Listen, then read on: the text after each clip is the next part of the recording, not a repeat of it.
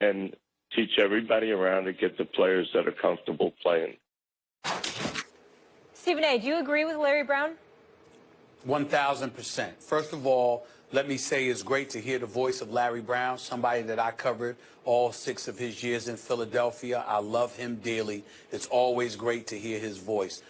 This man has taught me so much about the game of basketball. I'm indebted to him for that regard, because regardless of his tenure in New York, his nickname was Mr. Fix-It for a reason. He was one hell of a coach, and that man knows his basketball. And he's absolutely right with what he said about Phil Jackson. But I'll also say that as right as Larry Bwown was, Max Kellerman, I'm here to tell you, I think that Larry Bwown was entirely too kind.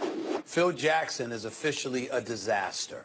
And I'm going to go on the record saying this. This is not sourced or information or anything. This is just based on what I see and the kind of things that I knew about Phil when Phil took the New York Knicks job. I firmly believe Phil Jackson is trying to get fired as the president of basketball operations for the New York Knicks. Phil Jackson wants to be fired because that way he doesn't have to work, but he still gets to collect his money. That's what he wants to do.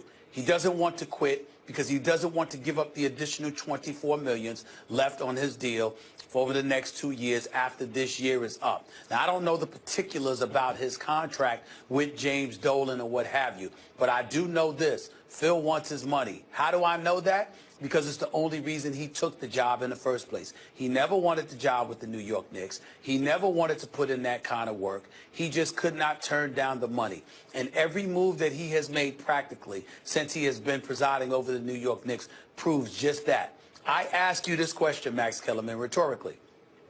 Name one thing Phil Jackson has done right this year. One. Joakim Noah, Courtney Lee.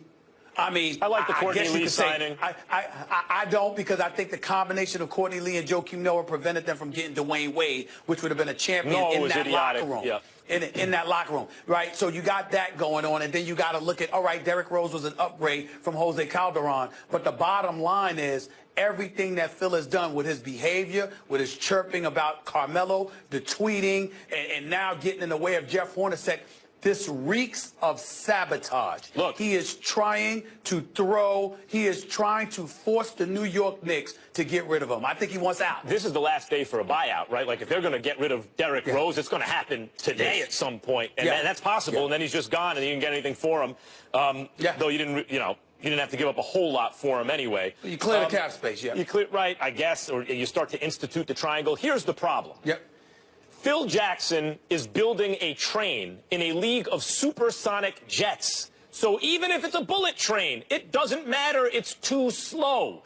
Empirically, everyone has discovered that the best way to win are dunks and threes. And you know how you do that? Spread, pick, and roll, and you get out in transition. Those are the ways you get to the most efficient way of scoring. And Phil Jackson has this slavish devotion to the triangle offense. He's a triangle ideologue. I mean, it's unbelievable. And so, and since he fancies himself a philosopher of sorts, and you would think he'd be more open to empirical, data. He's not. He's closed off to it. He's forcing this outdated system. I'm not saying the triangle never works. Popovich uses it sometimes in the Spurs offense. But even when they were winning with Kobe and Powell in the last iteration of the triangle that worked in L.A., they were running a lot of pick and roll. The fact that he's now trying to shoehorn this, he's trying to cram this square-shaped, offense into a circle-shaped league, it doesn't make any sense. So I agree with Larry Bwown. Get down there and coach, Phil, so when none of that you-know-what crazy stuff works, when it fails, you get to hear it from the fans every night. You have Kristaps Porzingis. Kristaps Porzingis is almost as tall as Yao Ming was. He's 7'3", and he can play facing the basket and shoot the three and defend and do all kinds of stuff. That is a huge strategic advantage. That's what you have going for you. Exploit that. Forget about forcing the team to play in a certain philosophy, which the rest of the league, all the successful teams, realize you can use here and there, but not as your primary offensive philosophy. It makes no sense. He is burying this franchise. I hope you're right, Stephen A., and that he's trying to get himself fired. But Dolan, if you're listening, do that now. Do it now. Cut your losses now before he fritters away the advantage that the Knicks have. Kristaps Porzingis. Be clear about something. Phil Jackson doesn't want to coach because it's not a championship roster. Phil Jackson doesn't want to sully his coaching record. He wants to be attached to greatness, go, guys. and he knows he can't pull that off here. He ain't coaching. We got to leave it there. You know who might want to go to New York? That would be Colin Kaepernick. He's decided on his future. We will tell you what he decided after the break. Kirk Cousins will be making franchise money next season, but which franchise will it be with, Washington or San Francisco? We could have a role reversal here. Stay here.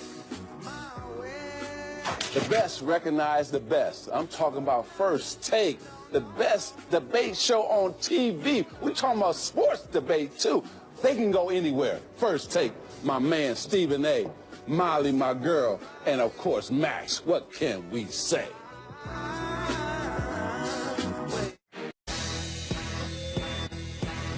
Let's get it cracking. Let's start the session. March lift the competition, balls by that action. You can never debate it. This is actual fact. Stephen A. and Max Kale said they say it's a rap. I'm like, say what? Say what? What's up with all my haters? I'm a ball when I perform. So my jersey's in the air. I'm allergic to my haters. Every morning I prepare. A lot of clothes I can wear just like them Oregon players. Yeah, quack, quack. What it do? Rap like it's nothing to it. Matter of fact, you can ask hard and I'm cooking too. Base guard cooking too. Nah, look at you. Great mind. They embrace mine like a crooked too. 4 takes, that's you. 3 takes, not me. 2 takes if you lucky. First take, stop me. 4 takes, that's you. 3 takes, not me. 2 takes if you lucky. First take, you got me.